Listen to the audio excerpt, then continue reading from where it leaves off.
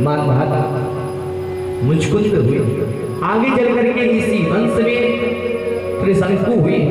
त्रिशंकु के बारे में आप लोग जानते हैं, जिनको सत्यव्रत भी कहा जाता है। त्रिशंकु ने एक बार एक ब्राह्मण कन्या का अपहरण कर लिया, जिससे गुरुदेव रुष्ट होकर के अभिशाप दे देते हैं कि मूर्ख, तुम्हारा ये कार्य अमर्यादित है। जा तू ये चांडालों वाला कर्म किया है तो चांडाल हो जाता।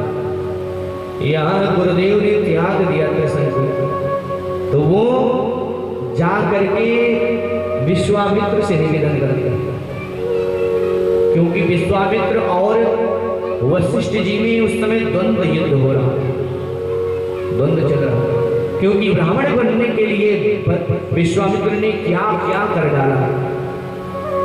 वशिष्ठ जी के पुत्रों को मार दिया, यहाँ तक वशिष्ठ जी को भी मारने आते हैं ब्राह्मण बनने।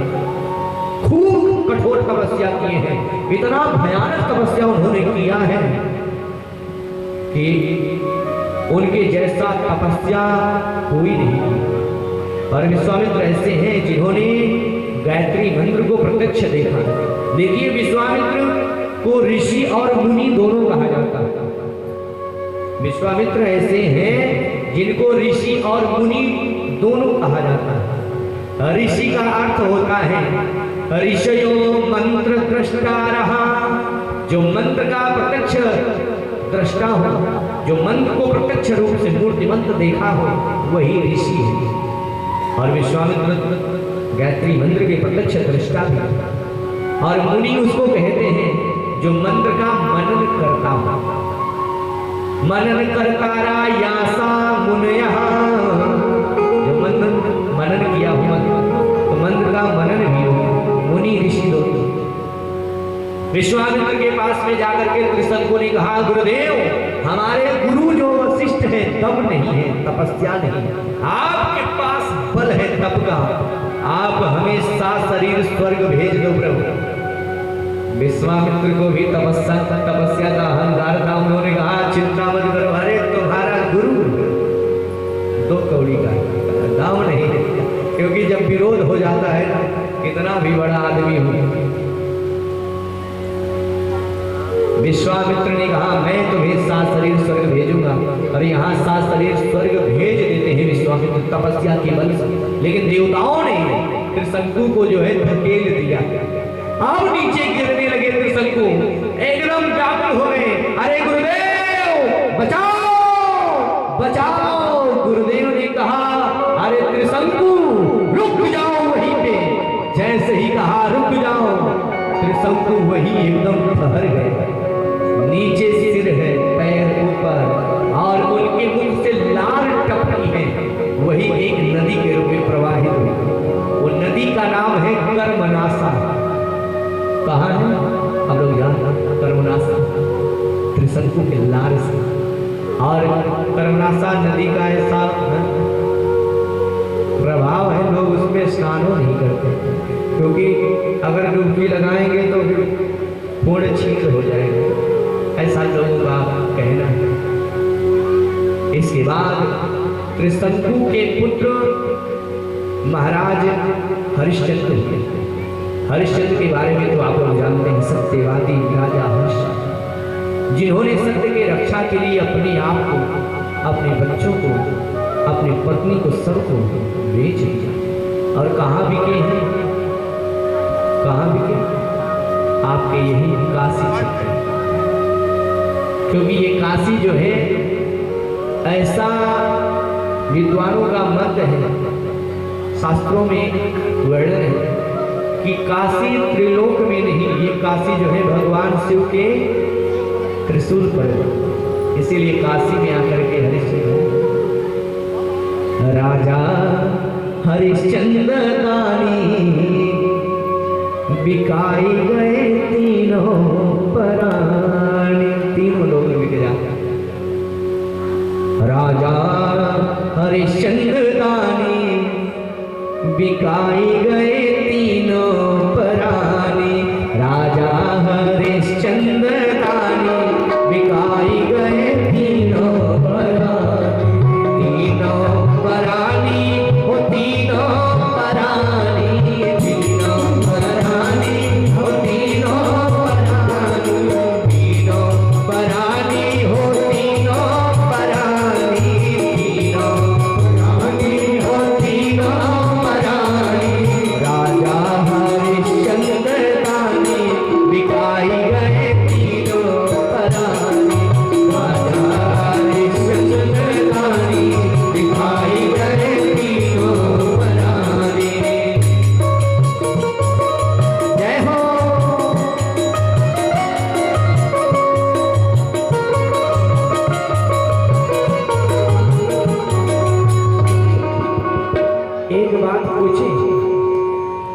एक बात पूछिए आप लोगों से, बताएंगे?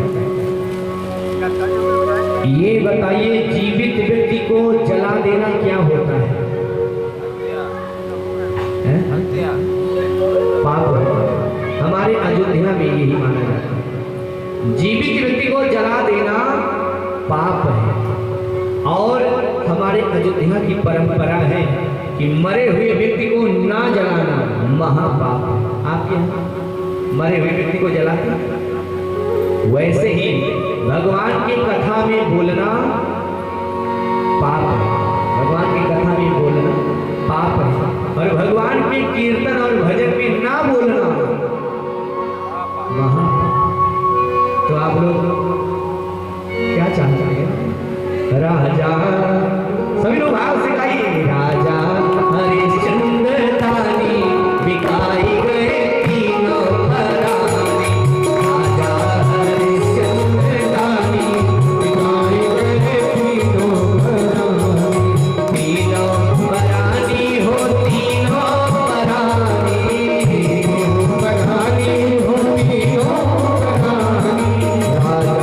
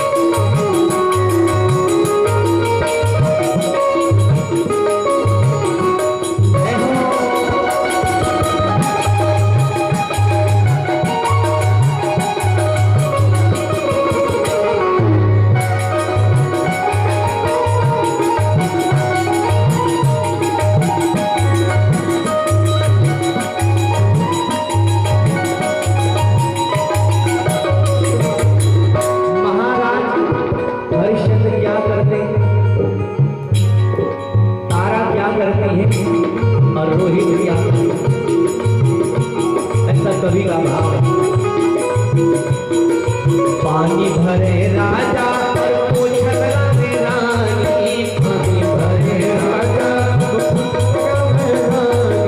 पानी भरे राजा और झाड़ू लगावे रानी, पानी भरे राजा झाड़ू लगावे रानी, फूल तोड़े रोहित निशानी, फूल तोड़े रोहित निशानी, बिकाई गए तीनों रानी, राजा हरिश्चंद्र रानी, बिकाई गए तीनों रानी, तीनों परानी हो तीनों परानी, तीनों परानी हो गई तीनों परानी हो तीनों परानी, तीनों परानी हो तीनों परानी, राजा हरिश्चंद्र रानी, आई गए तीनों परानी, राजा हरिश्चंद्र रानी, आई गए तीनों परानी, राजा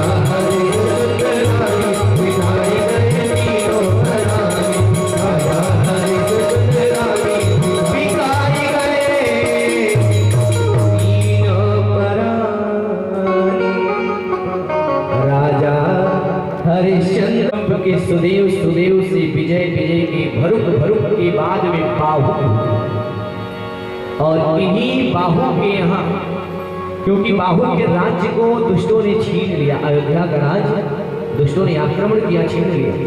जंगल में महाराज बाहु अपनी पत्नियों के साथ रहे और कई पत्नियां थी बाहु की।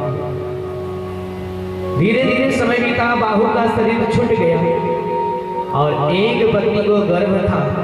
अन्य पत्नियों ने देखा कि देखो हमारे पति ने इस सवती को पुत्र का स्वरूप देकर के मर गए और हमें वैसे अनाथ छोड़ गए, तो मैं इसको भी, क्योंकि जो दुष्ट होते हैं किसी का हित नहीं चाहते, और उस स्त्री को भोजन में जहर मिला करके खिला दिया, ये गर्भ भी नष्ट हो जाए। जब जब देखेंगे इसको तो कष्ट होगा कि हमारे पति का अंश, अरे इस अंश को हमारे गर्भ से जन्म लेना चाहिए। द्वेष भाव आ गया और यहाँ पत्नियों ने भोजन में विष लगा करके जहर मिलाकर खिला दिया।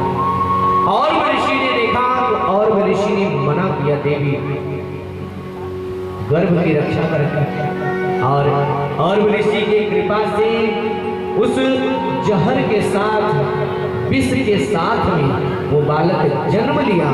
इसीलिए उस बालक का नाम है, जहर को गर भी कहा जाता है, गर के साथ पैदा होने के कारण उसका नाम सगर हुआ।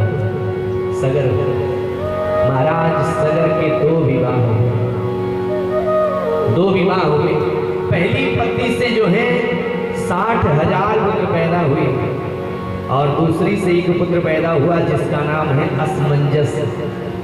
असमंजस जो है वो असमंजस में हमेशा रहता है।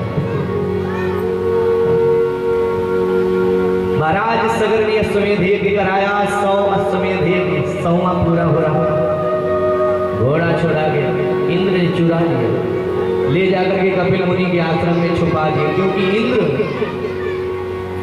को लगा कि जब 100 अश्वमेध यज्ञ पूर्ण हो जाएगा तो हमारा इंद्र पद ही चला जाएगा, हमारी कुर्सी चली जाएगी। तो डरवश इंद्र ने घोड़े को चुरा लिया। 60,000 पुत्र ढूंढते हुए जब गए हैं, हाँ तैयारी बनाइए, जब कहेंगे तब लाइए, तैयारी करेंगे। और यहाँ 60,000 पुत्र आए हैं, ढूंढते ढूंढते यहाँ तक लिखा गया है कि सगर के पुत्रों ने धरती को खोदना शुरू कर दिया और उन्होंने ही जो धरती को खोदा है वही सागर बना। सगर के पुत्रों ने ही सागर को खोदा। जब पहुंचे हैं कपिल आश्रम के पास में, देखिए अश्व बंधा है, एकदम क्रोध में आ गए। कपिल मुनि को भला बुरा उल्टा सीधा बोलने लगते हैं। कपिल मुनि को बुरा लगा और जैसे ही नेत्र खोला तो भाग में जल करके 60,000 पुत्र समाप्त हो गए। असमंजस तो असमंजस में रहता, उसका बेटा अंशुमान आते हैं, कपिल भगवान को बार बार प्रणाम करते हैं, घोड़ा लेकर के गए, उपाय पूछे कि प्रभु हमारे पितरों का उद्धार कैसे हो।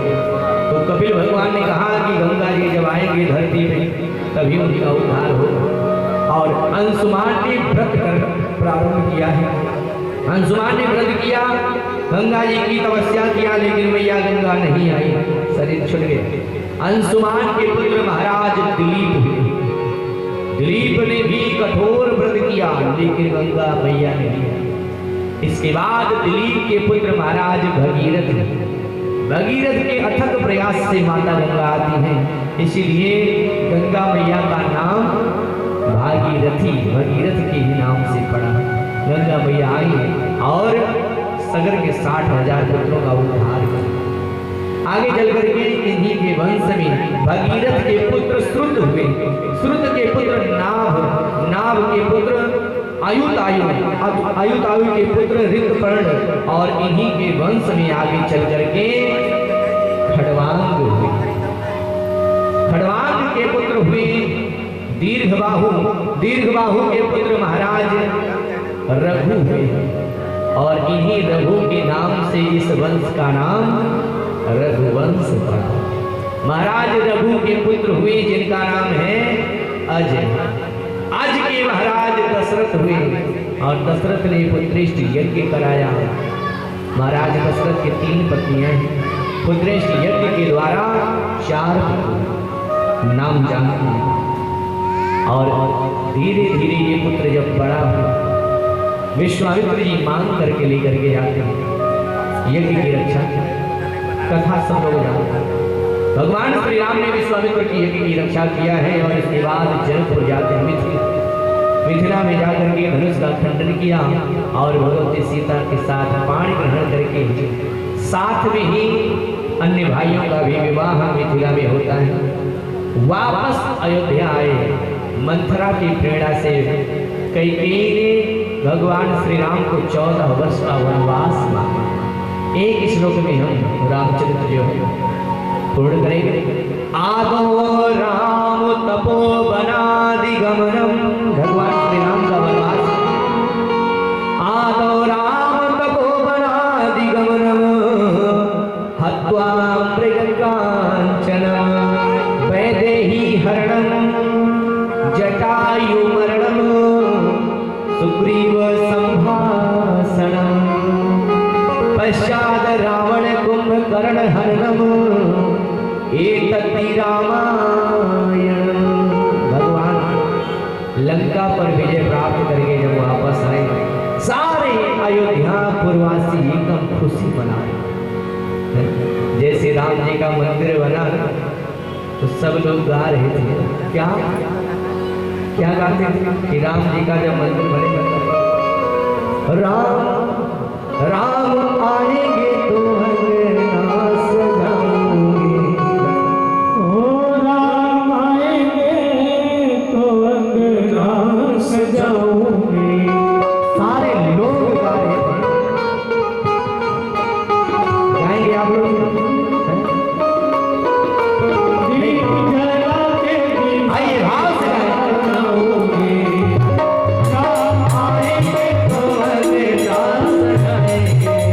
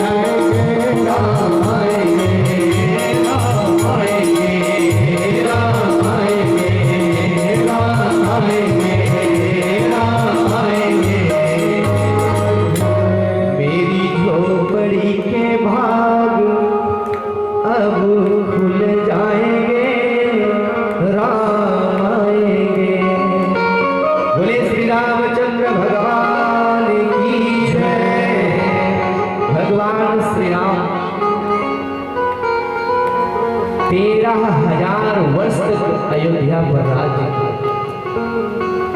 धोबी के कहने पर भगवती सीता का त्याग भगवान श्री राम ने किया और वाल्मीकि जी के आश्रम में भगवती सीता को पुत्र हुए, 2 पुत्र। चारों भाइयों को 2 पुत्र हुए। नाम जानते हैं? राम जी के पुत्रों का तो नाम सब जानते हैं। क्या नाम था? लव और कुश। भरत जी के जो पुत्र हुए उनका नाम नहीं जानते। लक्ष्मण जी के जो पुत्र हुए, शत्रुघ्न जी के पुत्र बता दें न बता दें। श्री वृंदावन बिहारी लाल की जय। लक्ष्मण को 2 पुत्र पैदा हुए। पहले का नाम उन्होंने अंगद रखा, क्योंकि लक्ष्मण को अंगद बहुत अच्छे लगते थे, इसीलिए अंगद के ही नाम पर अपने बेटे का भी नाम उन्होंने अंगद रखा। दूसरा पुत्र जिसका नाम उन्होंने चित्रकेतु रखा। भरत जी को 2 पुत्र पैदा हुए। भरत जी ने पहले पुत्र का नाम तक्ष और दूसरे का नाम पुष्कल रखा। शत्रुघ्न जी को भी 2 पुत्र पैदा हुए। पहले पुत्र का नाम सुबाहु और दूसरे का श्रुतसेन। अयोध्या का राज्य भगवान श्री राम ने किसको दिया था? कुश को। किसको? हनुमान जी को। हनुमान जी तो छोड़ के गए, अयोध्या में रह गए हनुमान जी, क्योंकि सब लोग जब जा रहे थे तो राम जी ने कहा कि हनुमान चलो। हनुमान जी ने कहा कि प्रभु हमारी शर्त है, अगर आप मानोगे तब हम चलेंगे। अरे हनुमान, शर्त क्या है? प्रभु वहां जब हम चलेंगे तो आपकी कथा मिलेगी। भगवान श्री राम ने कहा कि वहां कथा नहीं है, कथा तो ये है। हनुमान जी ने कहा कि प्रभु हम आपका चरित्र बहुत भाव से सुनता हूं, क्योंकि आपकी कथा जो है रामचरित सुनने को रसिया। हनुमान जी रह गए और अयोध्या का राज्य उन्होंने कुश को दिया है। कुश के बाद में कुश के पुत्र अतिथि हुए। अतिथि के पुत्र निषद, निषद के पुत्र नम हुए। नम के पुत्र पुंडरीक, पुंडरीक के बाद धर्मा, आगे चल करके अंतिम राजा सुमित्र हुए और उसके बाद सूर्य वंश का निमि वंश के बारे में वर्णन श्री सुखदेव जी महाराज करते हैं। निमि वंश में महाराज निमि हुए, वो भी इक्ष्वाकु के ही। निमि ने अपने कुल पुरोहित वशिष्ठ जी से कहा, क्योंकि निमि के भी वशिष्ठ जी ही कुल पुरोहित। उन्होंने कहा कि गुरुदेव मैं यज्ञ कराना चाहता हूं। गुरुदेव ने कहा कि देखो इस समय मैं इंद्र का यज्ञ कराने जा रहा हूं। ये सब पूर्ण बात है, अधिकांशतः आप कम सुने होंगे ये कथा। भागवत में एकदम संक्षेप। जब निमि ने कहा कि यज्ञ कराना है गुरुदेव, गुरुदेव ने कहा कि बेटा मैं यज्ञ कराने जा रहा हूं इंद्र का। इंद्र का यज्ञ कराने गुरुदेव चले गए और यहाँ निमि जी ने विचार किया कि ये शरीर क्षणभंगुर है, कब नष्ट हो जाए कौन जाता। अरे गुरुदेव कब आए? लौट के आए तो ये शरीर रहे कि ना रहे। अन्य ब्राह्मणों को बुलाया और यज्ञ का आयोजन कर दिया। जब वशिष्ठ जी आए हैं, देखे कि निमि यज्ञ करा रहा है, एकदम क्रोध आ गया। देखो मैं इसको मना किया, जब मैं लौट करके आऊंगा तब यज्ञ कराऊंगा, तो मेरे आदेश का उल्लंघन किया है। तुझे अपने शरीर पर तू कह रहा है ये शरीर रहे कि ना रहे, तो जा तुम्हारा शरीर ही समाप्त हो गया। गुरुदेव ने श्राप दे दिया। निमि ने कहा कि देखो हमारे गुरुदेव ज्यादा के चक्कर में इंद्र के यहाँ यज्ञ कराने चले गए, हमारी यज्ञ नहीं कराए। गुरुदेव आप भी लोभ में आ गए थे, न जाओ आपका भी शरीर पात हो जाए। गुरुदेव को भी अभिशाप दे दिए निमि। अब दोनों का शरीर पात हो गया। ऋषियों ने विचार किया कि अब क्या होगा, तो वशिष्ठ जी को कहा कि आप पुनः शरीर धारण करो। तो वशिष्ठ ने मित्र वरुणा के द्वारा दोबारा शरीर धारण किया। निमि जी को कहने लगे कि आप भी शरीर धारण करो। तो निमि ने कहा कि अब शरीर नहीं धारण करूंगा, इस शरीर को धारण करके क्या होगा। तो ऋषियों ने निमि को शरीर नहीं, निमि को स्थान दिया है नेत्र पर। और नेत्र के जो गिरने का जो वो स्वरूप होता है, पलक भंजती है, इसको निमि बोला जाता है। पलक गिरने का जो समय होता है उसको निमि कहा जाता है। सारे राजाओं का राज्य समाप्त हो गया, लेकिन जब तक सृष्टि में संसार में जीव रहेंगे तब तक महाराज निमि का शासन चलता रहेगा।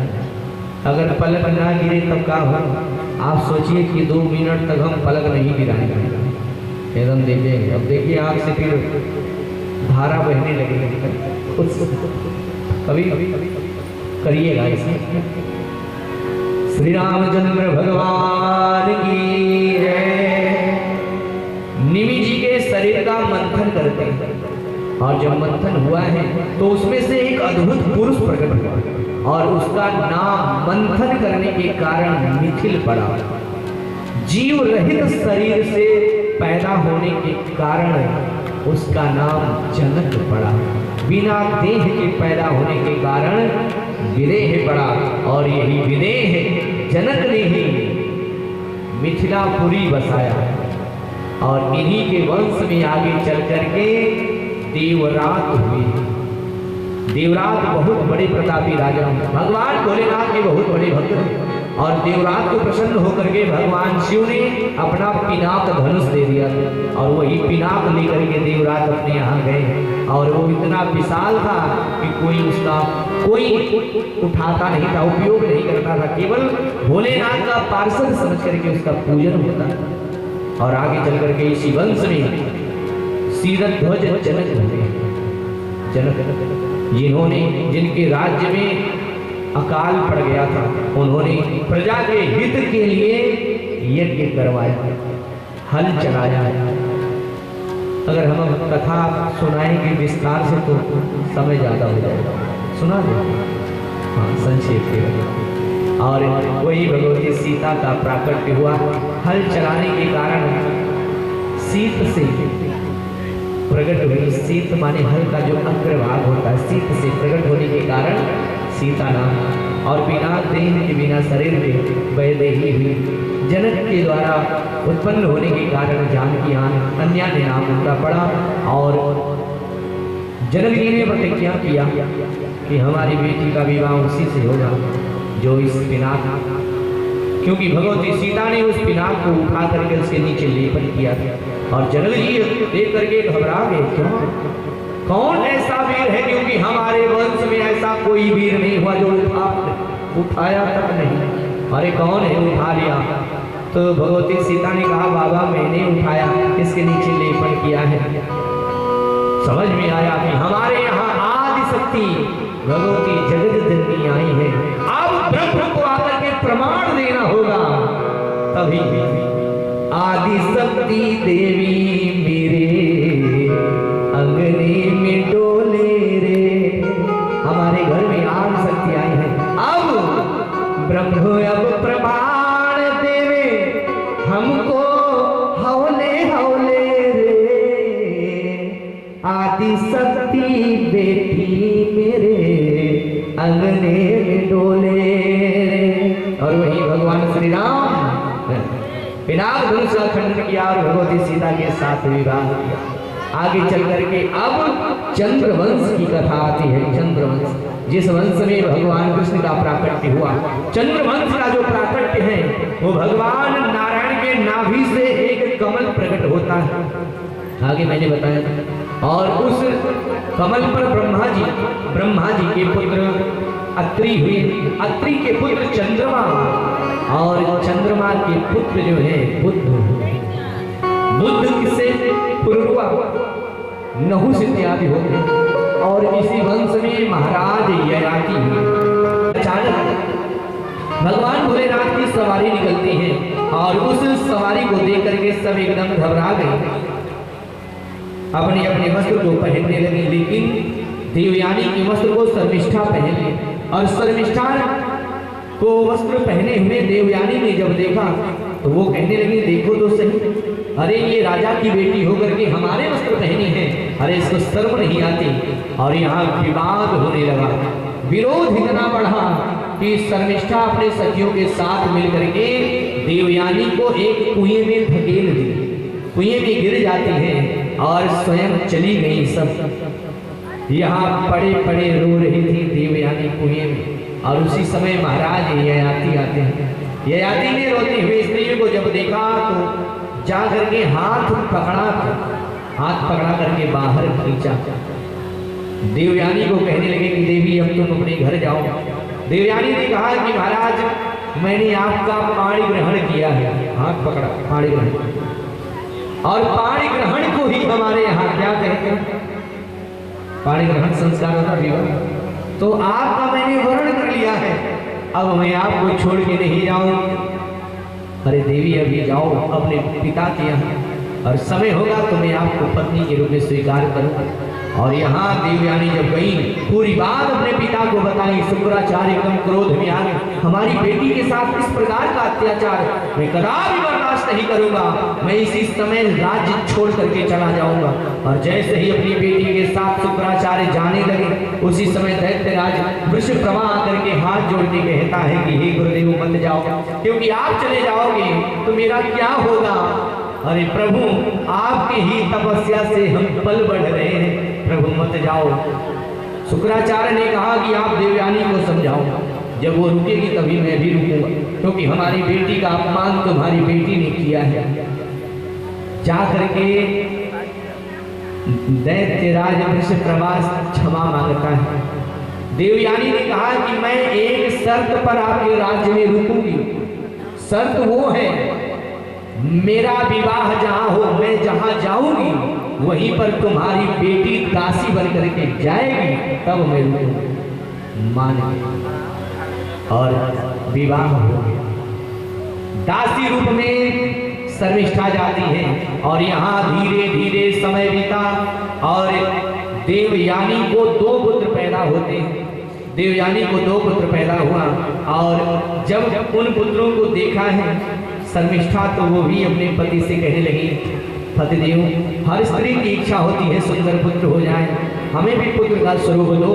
और कृपा किया और यहाँ देवयानी से छुपा करके शर्मिष्ठा को जब पुत्र का स्वरूप दिया है, 3 पुत्र पैदा हुए। देवयानी को 3 पुत्र पैदा होते हैं, शर्मिष्ठा को 3 पुत्र, दुहु, अनु और पुरु, ये 3 पुत्र। और देवयानी को जो है तुर्वत्सु और यदु पैदा हुए। 2 पुत्र देवयानी को और 3 पुत्र शर्मिष्ठा। जब देखी देवयानी की इसको भी, हमारी जो ये दासी है, इसको भी पुत्र का स्वरूप हमारे पति ने दिया, जा करके अपने पिता से कहती है, पिताजी हमारे पति आदेश का उल्लंघन करके और हमारी दासी को भी पुत्र भाव दिए। क्रोध में आ गए शुक्राचार्य, उन्होंने ययाति को अभिशाप दे दिया, जा तुम्हें युवा अवस्था पर अभिमान है तो तुम्हारी ये युवा अवस्था वृद्धावस्था में बदल जाए। ययाति वृद्ध हो गए। ययाति ने कहा कि महाराज आपने हमें नहीं अपनी बेटी को अभिशाप दिया, क्योंकि जब पति पुष्ट नहीं होगा, बलिष्ठ नहीं रहेगा तो धन कैसे कमाएगा, पत्नी का भरण पोषण कैसे होगा। आपने हमें नहीं अपनी ही बेटी को अभिशाप दिया है। शुक्राचार्य को समझ में आया कि गलत मैंने, क्योंकि क्रोध में लिया हुआ जो फैसला होता है ना, निर्णय, वो बाद में बहुत दुख देता है। इसीलिए सोच समझ करके कार्य करना चाहिए। और अगर आप बिना विचारे कार्य करेंगे तो क्या होगा? इसीलिए कहा गया है, बिना विचारे जो करे सो पाछे पछताए, काम बिगाड़े आप लोग जग में होत हंसाए, जग में होत हंसाए, चित्त में चैन न आवे, खान पान सम्मान राग रंग मन ही न भाए, कुछ अच्छा नहीं लगता। और यहाँ ययाति को कहने लगे शुक्राचार्य बेटा गलती हुई, जा आप अपने पुत्रों से युवावस्था मांग लो। अगर बेटा आपका युवावस्था आपको दे देगा ना तो वो आप युवा हो जाओगे, बेटा वृद्ध हो जाएगा। पांचों बेटों को बुलाए, बेटा आप युवावस्था दे दो। चार ने मना कर दिया, यदु ने, तुर्वसु ने और अनु ने और दुहु, इन चारों ने मना कर दिया। अंत में पुरु ने कहा कि पिताजी मैं आपको अपनी युवावस्था देता हूँ, क्योंकि वही पुत्र होता है जो अपने पिता को खुश रखे। ये नहीं कि पिता को हमेशा कष्ट दे। पुत्र वही होता है, लिखा गया है पुंगनाम नरकम तारयति यासा पुत्रः। पुत्र वही है जो अपने कार्यों से पिता को प्रसन्न करे। पुत्र उसी को कहते हैं जो अपने कार्यों से पिता को खुश कर दे, वही पुत्र है। और यहाँ पुरु ने युवावस्था दिया, बहुत दिनों तक भोग किया। अंत में समझ में आया कि ये भोग जो है ये नरक जाने का मार्ग है, और युवावस्था अपने बेटे को लौटा दिया। इसके बाद स्वयं तपस्या करने चले जाते। तनई जजातिन जौवन कयऊ, बेटे ने युवावस्था दे दिया था, और इसीलिए उसी पुरु को राजा बना देते हैं और पुरु वंश चला। इसी में जो है आगे चल करके कई भाग हुए हैं पुरु वंश। पुरु से कुरु चला, कुरु से जानते हैं आप लोग हस्तिनापुर में ये पांडव कौरव का स्वरूप चला, अन्य अन्य बहुत से ऐसे स्वरूप। और इसी वंश में आगे चल करके यदु कि यहाँ एक पुत्र पैदा हुआ जिसका नाम सूरसेन हुआ। सूरसेन के पुत्र वसुदेव हुए, और वसुदेव की पत्नी देवकी के गर्भ से कंस के कारागार में भगवान का प्राकट्य होता है। वसुदेव जी अपने पुत्र को लेकर के नंद बाबा के यहाँ जाते हैं। माया की कन्या नंद बाबा के यहाँ हुई थी, उसको वापस लेकर के आए, और यहाँ धूमधाम के साथ पुत्र का उत्सव मनाते हैं नंद बाबा। धीरे धीरे लाला बड़ा हुआ। 11 वर्ष की अवस्था में भगवान श्री कृष्ण मथुरा जाते हैं, कंस का संहार करते हैं, अन्य दैत्यों का वध किए, द्वारिका में जाकर के निवास किए, 16,108 स्त्रियों से विवाह किए। अपनी लीला संवरण करने के बाद भगवान अपने धाम को गए। बोलिए कृष्णचंद्र भगवान की। अब कथा पूरी हो, आरती हो गई। जैसे आप लोग सोच में पड़ गए ना कि कथा सुनाए ही नहीं जन्म वाली, और चट से खत्म कर दी। ऐसे ही परीक्षित महाराज रोने लगते हैं, अरे प्रभु आपने इतना संक्षेप में कथा सुनाया। अरे प्रभु जी, कथा को सुनने के लिए मैं इतने दिन से इंतजार कर रहा था, विस्तार से सुनूंगा, और उस कथा को इतना संक्षेप में सुना दिया। अरे प्रभु हमारे वंश के रक्षक, हमारे प्राण आराध्य परमात्मा के जन्म की कथा सुनाइए। कथितो वंश विस्तार। परीक्षित महाराज रोने लगे और कह रहे हैं कथितो वंश विस्तार भवतः सोम सूर्ययो। आपने सोम वंश, चंद्र वंश और सूर्य वंश के बारे में भी, आपने सूर्य वंश और चंद्र वंश के बारे में विस्तार से सुना दिया, लेकिन हमारे परमात्मा के जन्म की कथा इतना संक्षेप में सुनाया। अरे गुरुदेव आप हमारे प्रभु के जन्म की कथा सुनाइए। तो सुखदेव जी महाराज कहते हैं राजन आइए आपको कृष्ण जन्म से पहले कंस के जन्म की कथा सुनाता हूँ। यहाँ कंस के जन्म की कथा आती है। कल मैंने बताया था कि कृष्ण जन्म से पहले कंस जन्म की कथा में सुनाऊं। मधुपुरी के राजा, मधुपुरी मतलब मथुरा, मधुपुरी के राजा महाराज आहू हुए। आहू के 2 पुत्र हुए, एक का नाम उग्रसेन, दूसरे लेकर के एकांत में जाता है, बगीचे के कोने में जाकर के एकांत में कहता है देवी हमें रति सुख दो। मैं रति क्रीड़ा चाहता हूँ। पवन रेखा पहचान नहीं पाई कि ये काल देवी है, क्योंकि वेश बना करके आया है, पति का ही पहचान नहीं पाई और वो जबरदस्ती करता है, देवी मुझे रति सुख दो, मुझे रति सुख दो। पवन रेखा ने कहा कि महाराज आप भी पागल हो गए, अरे रति के लिए ब्रह्मा ने रात्रि का निर्माण किया है और अगर आप दिन में रति करोगे पतिदेव तो सारा पुण्य नष्ट हो जाएगा।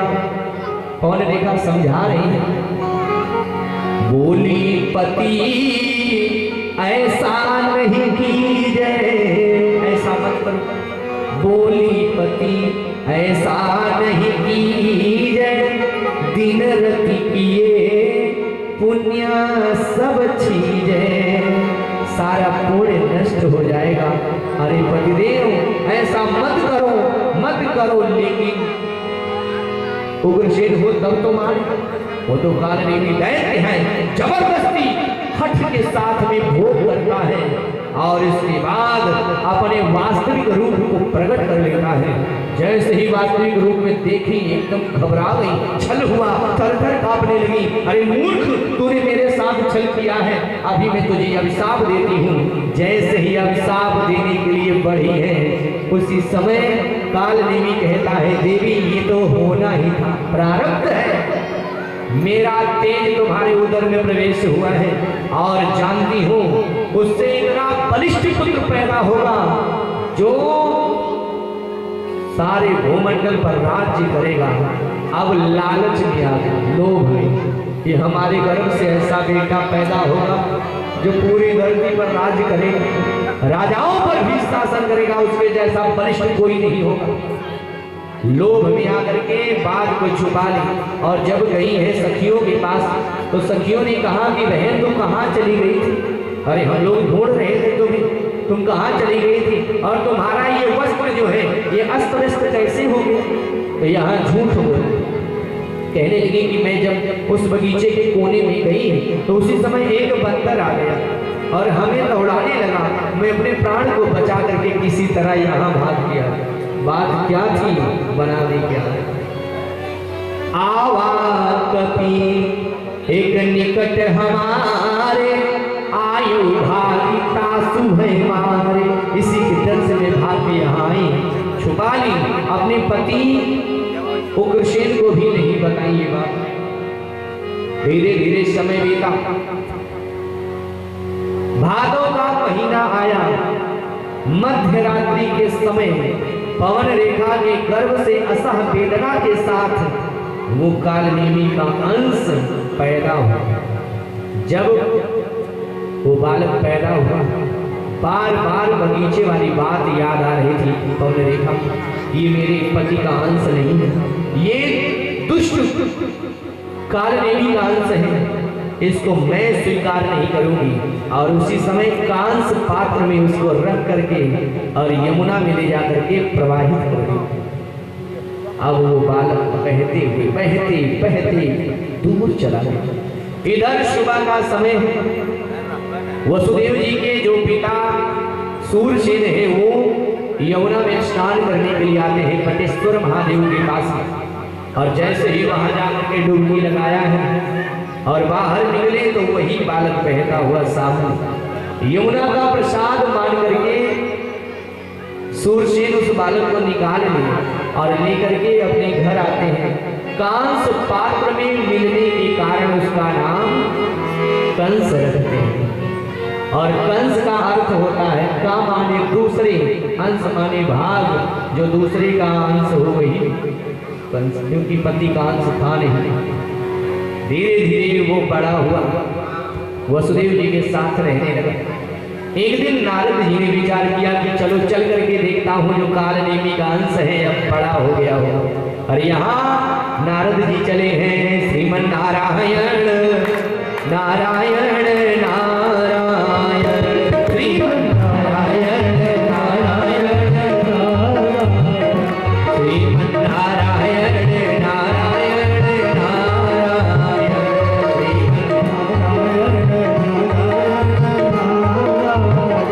श्रीमन नारायण नारायण नारायण, श्रीमन नारायण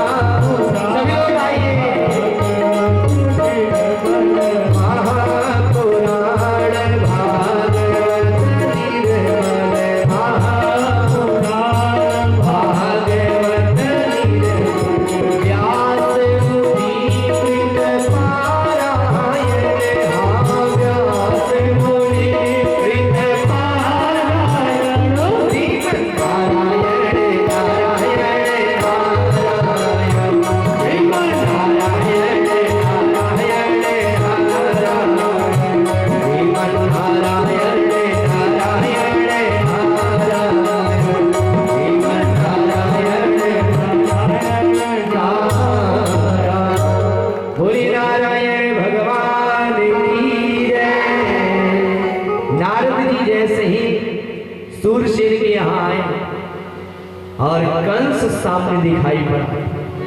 देख करके कंस ने नारद जी को प्रणाम किया।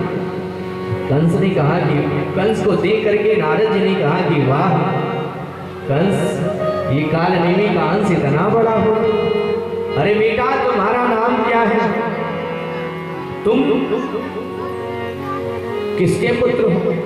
लोग पूछ रहे। नारद जी ने जब पूछा तो कंस ने कहा महाराज मेरा नाम कंस है। क्या तुम्हारे पिता का नाम? कंस ने कहा कि हमारे पिता का नाम सूरसेन है, क्योंकि सूरसेन ही पाए थे। कहता है हमारे पिता सूरसेन है। नारद ने कहा कि ना बेटा ना, अरे तू सूरसेन का बेटा नहीं, तू तो मथुरा का भावी सम्राट है, महाराज उग्रसेन का बेटा है। और जानता है बेटा तुम जब पैदा हुए तो तुम्हारी माँ ने तुम्हारा त्याग कर दिया। सुनते ही एकदम क्रोध आ गया। एक तो दुष्ट था ही, दुष्ट का अंश था, और दूसरे नारद जी ने इसको ढीला कर दिया। समझा? हाँ एकदम वही हुआ। एक तो तितलौकी और दूसरे चढ़ी हो गया। मैं अपने उस पिता को छोड़ूंगा नहीं जिसने जन्म के समय हमें त्याग दिया था और इसके बाद दुष्ट राजाओं को मित्र बना लिया। पूतना, अघासुर, बकासुर, धेनुकासुर, अन्यान्य को अपना भाई मान लेता, बहन पूतना को बना, और इसके बाद सीधे मथुरा पर आक्रमण कर दिया। पिता को बंदी बना लिया, ले जाकर के कारागार में बंद कर दिया। देवक ने जब देखा कहा बेटा जो हुआ सो हुआ, तुम पिता को क्यों दंड दे रहे? मानता हूं तू महाराज उग्रसेन का बेटा है, लेकिन गलती हुई, तुम्हें त्याग दिए। अब जो हुआ हुआ बेटा भूल जा। कहता है चाचा अगर आप सही से नहीं रहोगे ना तो आपको भी मैं कारागार में बंद कर दूंगा। देवक ने कहा कि बेटा बाहर रह के ही क्या करूंगा, कर दिया।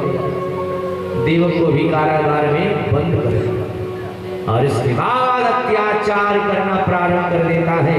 इतना भयानक अत्याचार हुआ। एक बार मगध देश जाता है और मगध देश के राजा जरासंध जो है वो सैन्य परीक्षण कर रहे थे और उसका कुबलिया पीठ नाम का हाथी घूम रहा था। और कंस ने जब देखा उस कुबलिया पीठ को, जा करके उसके पूंछ को ही पकड़ा और उठा के फेंक दिया। अब बताइए हाथी को कोई फेंक पाए, लेकिन वरिष्ठ था ही।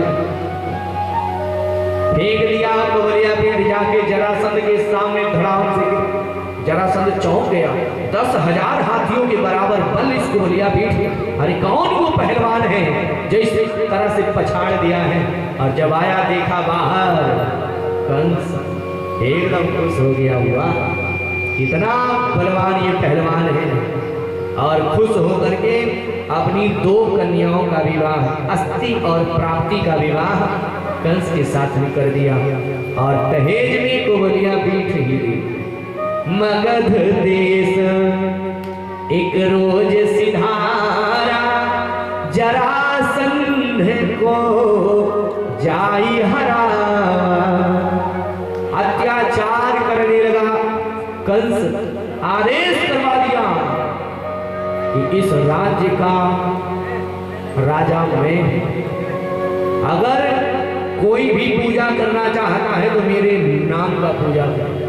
अत्याचार कहीं भी अगर वेद, आश्रम, ब्राह्मण, गाय, वेद का पाठ, यज्ञ अगर दिखाई दे तो जाओ उसी को समाप्त कर दो। अत्याचार हो। माता धरती घबरा गई और धरती मैया जो है गाय का वेश बना करके देवताओं के पास जाती। देवताओं ने मिलकर के भगवान की स्तुति करना शुरू किया। भगवान ने आकाशवाणी किया, अरे देवताओं घबराओ नहीं, हमारा तुम्हारे लिए अवतार होने वाला है। देवताओं ने कहा कि प्रभु आप कहाँ अवतार लोगे? तो भगवान आकाशवाणी में कहते हैं वासुदेव गृहे साक्षात। मैं वसुदेव जी के गृहिणी माने पत्नी। वसुदेव गृहे साक्षात भगवान पुरुषः परा। मैं तुम सिद्ध करने के लिए, कंस के संहार के लिए मैं अवतार लूंगा। जनि डरपहु मुनि सिद्ध सुरेशा, तो महिलानी धरि हो नर बेसा। मेरा अवतार होने वाला है। आकाशवाणी गायब हो गई, सब खुश होकर के अपने स्थान को गए और इधर धीरे धीरे समय बीता। एक दिन कंस जैसे ही घर में प्रवेश किया है और उसी समय उसकी बहन देवकी बैठी रो रही थी। बैठ करके रोते हुए देवकी को आज पहली बार देख करके एकदम चौंक गया और अपने पत्नियों के पास में गया और कहने लगा, देवी आज तक मैंने देवकी को रोते नहीं देखा और आज बात क्या हुई, कारण क्या है जो देवकी रो रही है। पत्नियों ने कहा कि महाराज आप भी मूर्खों जैसी बात कर रहे हो, पागलों जैसे। अरे बहन विवाह के योग्य हो गई और उसके पिता को कारागार में बंद कर दिए, अरे वो रोएगी नहीं क्या? समझ में आया मेरी बहन विवाह के योग्य हो गई।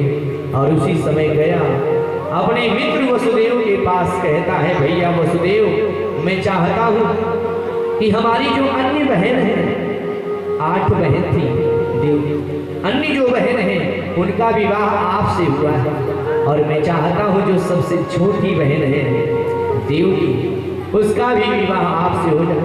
वसुदेव ने कहा कि देवकी हमें स्वीकार है, लेकिन एक बार जाकर के देवकी से तो पूछ लो क्या वो स्वीकार करेगी। और जब देवकी के पास में कंस गया, बात चलाया कि देवी मैं चाहता हूँ कि तुम्हारा विवाह वसुदेव से हो जाए, कुछ नहीं बोली, मुस्कुरा के चली गई।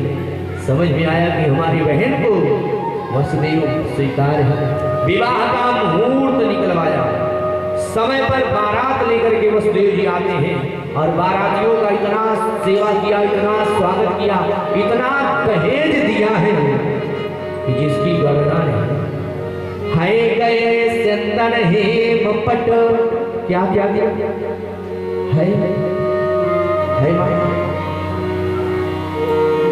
गए चंदन हेम पट, रत्न अनेकन दीन, जाचक सब परितोष के, सबको संतुष्ट किया और बहन का विदाई का जब समय आया तो उसी समय सारथी रथ लेकर के आता है और जब बहन रथ पर बैठी वसुदेव जी लेकर के जब बढ़ने लगे, उसी समय कंस आ गया और कहने लगा सारथी तो नीचे उतर जाए, आज मैं अपनी बहन को उसके ससुराल तक पहुंचा करके आऊंगा, स्वयं रथ चला करके उसे छोड़ के आऊंगा। और लोगों ने कहा देखो कंस कितना बदल गया, अपनी बहन से कितना दुलार प्यार ये करता है और ये कितना बदल गया। देवताओं ने कहा अभी पता चल जाएगा, दूध का दूध पानी का पानी है, ये बदला है कि वही है। और जैसे ही कंस रथ पर बैठा लेकर के बढ़ा, उसी समय अचानक आकाशवाणी हुई, रे कंस जिस बहन को इतना धूमधाम के साथ विदा कर रहा है उसका 8वां गर्भ तुम्हारा काल होगा।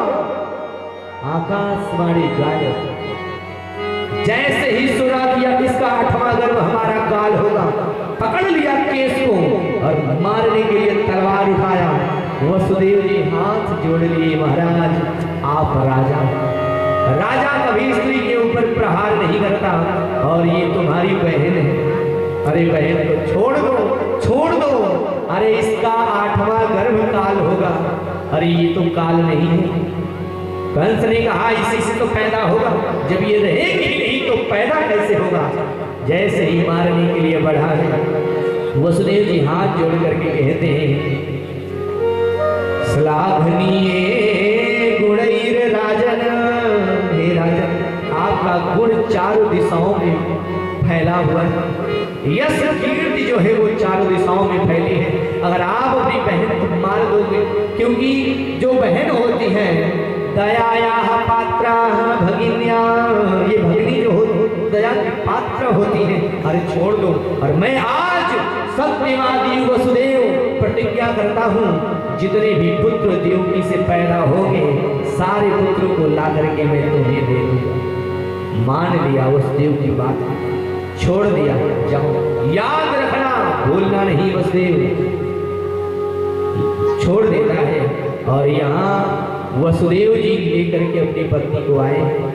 धीरे धीरे समय बीता, पहले गर्भ का स्वरूप हुआ और पहले गर्भ में पुत्र पैदा हुआ। जैसे ही पुत्र पैदा हुआ, वसुदेव जी लेकर के जब चले, आप मत लेके जाओ, मत लेके जाओ कि मेरा पहला बेटा है, आप मत ले जाओ। वसुदेव ने कहा, मैंने प्रतिज्ञा किया है, वचन दिया है।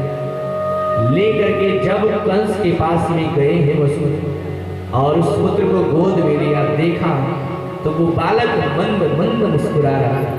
उसके सुंदर स्वरूप को देख करके कंस ने कहा कि वसुदेव, ये जो पुत्र है ये हमारा काल नहीं है। आकाशवाणी ने कहा था 8वां, अरे ये तो पहला है, ले जाओ, लेके जाओ, छोड़ दिया। वसुदेव जी लेकर के जब लौटने लगे तो सोचने लगे कब इसका निर्णय बदल जाए, कौन जान सकता है। लेकिन प्रभु की इच्छा, ठीक है, लेकर के आए। समय बीता, 2 पुत्र, 3, 4, 5, 6। नारद जी ने विचार किया, क्या वास्तव में कंस बदल गया? नारद जी जैसे ही आए, कंस ने प्रणाम किया, अर्घ्य आसन दिया। गुरुदेव, आज मैंने वसुदेव के 6 पुत्रों को छोड़ दिया। नारद जी ने कहा, क्या छोड़ दिया? अरे वाह, आप कितने बड़े दयालु हो, कितने भोले भाले हो तुम। नारद जी ने एक कमल निकाला और कहा कि राजन, ये बताओ इस कमल में कितनी पंखुड़ी है? अष्टदल है, अष्टदल कमल। कंस ने कहा कि महाराज इसमें 8 पंखुड़ी है, अष्टदल है। अच्छा, तो इसमें पहला कौन सा है? कंस ने कहा कि महाराज पहला ये है। 8वां ये हो। अगर 8वें को पहला मान लिया जाए तब, अगर 8वें को पहला मान लिया जाए तब, कंस ने कहा महाराज मेरे समझ में नहीं आ रहा है, फिर से कुछ। राजन, आप इसीलिए कह रहा हूं बहुत भोले हो। अगर 8वें को पहला मान लिया जाए तब, कंस ने कहा फिर पहला 8वां हो जाए। ये तो, अरे राजन, जानते हो ये देवताओं की गिनती कब सीधे से उल्टी चालू हो जाए कोई नहीं जानता। तुम जानो, तुम्हारा काम जाने। नारद चले गए हैं। नारद का मतलब जानते हैं आप लोग? नारद, आपके यहाँ भी नारद है? हमारे अयोध्या में तो घर घर नारद है। नारद बता के चले गए और इसके बाद कंस गया है, देवकी के पहले पुत्र को पकड़ा और उठा करके दीवार में मारा। मांस मज्जा लोथड़ा इधर का उधर, दूसरे को भी मार दिया, तीसरे, चौथे, 5वें, 6ठे को भी मार। देवकी मैया एकदम रो रही है, बैठो क्या करूं, क्योंकि जिसके सामने जिसके बच्चे समाप्त हो जाए कष्ट तो होगा ही, अपार कष्ट होगा। मैया देवकी रो रही थी, वसुदेव जी ने संभाला। देवी जो होना था विधि का विधान है, यही हमारे कर्म में लिखा था तो वही मिलेगा। देवी छोड़ो, कोई बात नहीं। और इसके बाद जब 7वां गर्भ का स्वरूप बना है, 7वें गर्भ में स्वयं शेषनाग ही बलराम जी के रूप में आते हैं। 1 महीना, 2 महीना, 3, 4, 5, 6, 7 महीना बीत गया। 7 महीने का पुष्ट गर्भ है। भगवान नारायण ने विचार किया कि शेष जो है गर्भ में गए हैं बलराम जी के रूप में, और कहीं ये जन्म ले लिए और मामा जी मारने के लिए आएंगे तो बलराम भैया छोड़ेंगे नहीं, समाप्त कर देंगे, तो हमारी लीला अधूरी रह जाएगी। तो उसी समय योग माया को याद करते हैं। योग माया से कहते हैं देवी यहाँ से जाओ और जो देवकी का 7 महीने का पुष्ट गर्भ है उसको निकाल के लेकर के जाओ और वसुदेव की जो दूसरी पत्नी रोहिणी है उनके गर्भ में स्थापित कर दो। योग माया ने कहा महाराज हमें क्या मिलेगा, कुछ हमें भी तो पुरस्कार चाहिए। योग माया को भगवान ने कहा कि तुम यशोदा के गर्भ से कन्या बनकर के आओगे और तुम्हारा कलयुग में अनेकों नामों से पूजा हो। तुम वही अष्टभुजी विंध्यवासिनी वैष्णव भवानी, दुर्गा भवानी, काली भवानी, अन्यान्य नामों से तुम्हारा कलयुग में पूजन होगा। और योग माया गई 7 महीने का जो पुष्ट गर्भ है उसको निकाल ली और लेकर के गई रोहिणी के गर्भ में स्थापित कर दी। और इधर पता चला कंस को कि 7वां गर्भपात हो गया। कंस खुश हो गया, चलो कम से कम छुट्टी मिल गई, एक को नहीं मारना पड़ा। और इधर धीरे धीरे फिर समय 8वें गर्भ का स्वरूप बना है। 1 महीना में, 2 महीना, 3 महीना। एक दिन कंस ने विचार किया कि चल करके देखता हूं 8वां गर्भ में आ गया है हमारा जो काल है। जैसे ही आया देवकी के पास देखा तो देवकी के शरीर से तेज निकल रहा था और उस तेज को देख करके एकदम घबरा गया, मेरा काल गर्भ में आ गया है। और उसी समय आदेश करवाया सैनिकों की, जाओ वसुदेव और देवकी को बंदी बना लो, हाथ में हथकड़ी, पांव में तेड़ी लगा दो और इसके बाद निकट गृह में ले जाकर के बंद कर दो। निकट गृह में कारागार, जेल। वसुदेव देवकीं च निगृह निगडै गृहे जातं जातं महन पुत्रम तयोरंजन संकया। उसको शंका है कि इसी गर्भ में हमारा काल आया है और निकट गृह में ले जाकर के हाथ में हथकड़ी, पांव में बेड़ी लगा करके बंद कर दिया, बड़े बड़े ताले बंद कर दिए, चारों तरफ से पहरेदारों को लगा दिया और आदेश कर दिया कि कुछ भी अगर होता है तुरंत सूचना हमारे पास आनी चाहिए। और इधर समय बीता 4 महीना, 5, 6 आषाढ़ बीत गया, सावन का महीना आया, सावन भी बीत गया, भादव आया, भादव का महीना, कृष्ण पक्ष आया, प्रतिपदा, द्वितीया, तृतीया, चतुर्थी, पंचमी, षष्ठी, सप्तमी बीत रही है, अष्टमी तिथि आई, दिन आया, शाम होने लगी, धीरे धीरे रात भी होने लगा। और आज परमात्मा जो है वो अवतार लेने वाले हैं। जितने देवता हैं सारे देवता भगवान की स्तुति करने के लिए, भगवान का स्वागत करने के लिए दौड़ पड़ते हैं। समय बीतने लगा, रात्रि 10 बजा, 11 बजा, सारे देवता जो हैं वो आकाश मार्ग में आ जाते हैं। यहाँ तक ब्रह्मा ने ब्रह्मलोक को छोड़ दिया, भोलेनाथ ने कैलाश को छोड़ दिया, नीलगिरी को भुसुंडी ने छोड़ दिया, अन्यान्य जितने भी देवता हैं, जितने ही महात्मा हैं, जितने दिव्य आत्मा हैं, सारे लोग भगवान के स्वागत के लिए आकाश मार्ग में जाकर के प्रतीक्षा कर रहे हैं। हे परमात्मा पधारो, पधारो नाथ, आपका स्वागत है। आप कंस के अत्याचार को समाप्त करने के लिए, सत्पुरुषों के कल्याण के लिए, दुष्टों का संहार करने के लिए, अरे प्रभु पधारो, पधारो नाथ, पधारो। सारे देवता हाथ जोड़ करके स्तुति कर रहे हैं। समय बीतने लगा, 11:30 बजा और जैसे ही 12 बजने वाला हुआ, मध्य रात्रि का समय, उसी समय अचानक एक लहराता हुआ प्रकाश पुंज दिखाई पड़ता है। सारे देवताओं के हाथ जुड़ जाते हैं। सब देवता कह रहे हैं, स्वागतम कृष्णा शरणागतम पाहि, स्वागतम कृष्णा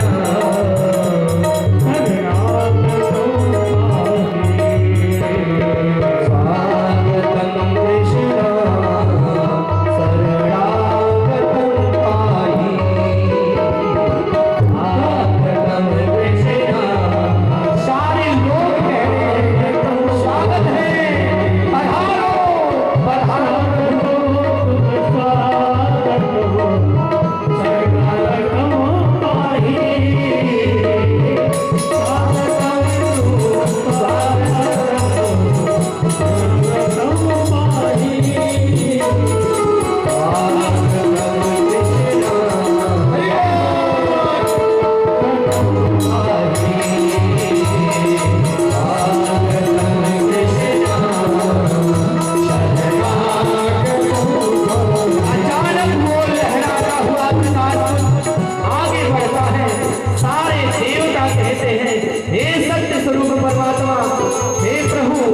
आपका स्वागत है प्रभु।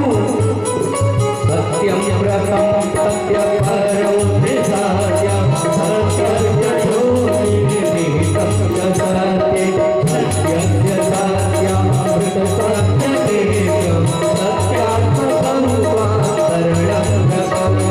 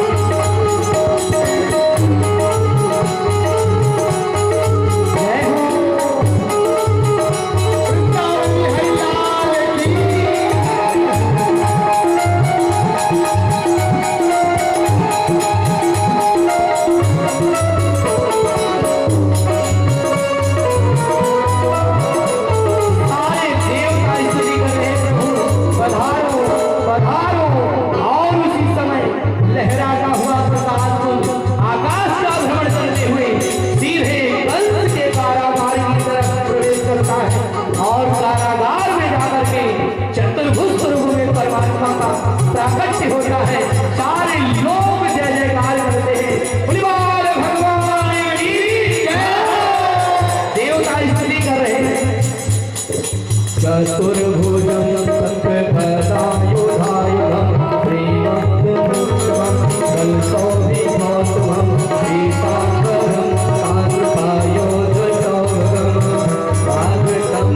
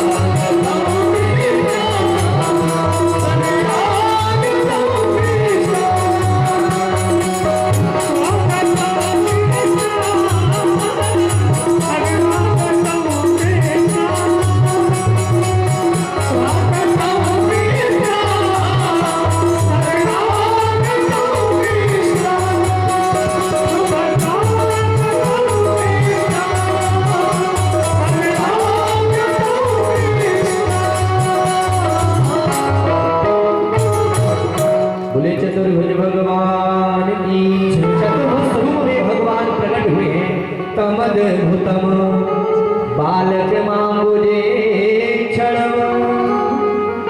भगवान तमद्भुतम बालक मांगुले क्षण, चतुर्भुजं शंख गदा युधायुधम्, श्रीवत्स लक्ष्मं गलसौभिगौस्तुभम्, पीताम्बरं साग्रपयोधसौभगम्। भगवान प्रकट हुए हैं। जैसे ही चतुर्भुज स्वरूप में भगवान को देखे हैं, धीरे धीरे आप जाइए और जब कहेंगे तब लेके आइए। और यहाँ जैसे ही चतुर्भुज स्वरूप में भगवान को देखे, दोनों दंपतियों के हाथ जुड़ जाते हैं। कहते हैं हे परमात्मा, कंस का अत्याचार दिन प्रतिदिन बढ़ता जा रहा है। अरे प्रभु, आप कंस के अत्याचार को समाप्त करो और हमारे ऊपर कृपा करो। दोनों दंपति एकदम हाथ जोड़ करके चरणों में गिर करके कहते हैं, परम ज्योति अद्वितीय विकारी निर्गुण भादो मास पक्ष अधियारा नक्षत्र रोहिणी नक्षत्र है, अंधियार पाक है, भादो का महीना है, मध्य मध्यरात्रि है और दिन कौन सा था? बुधवार।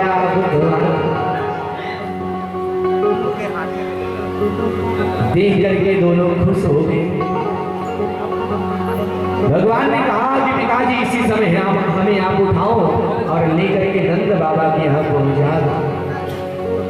वसुदेव जी ने कहा कि प्रभु आप तो पूर्ण ब्रह्म हो, सर्व समर्थ हुआ, आप यहाँ से चले जाओ और वहां जो माया कन्या है उसको यहाँ भेज दो। आप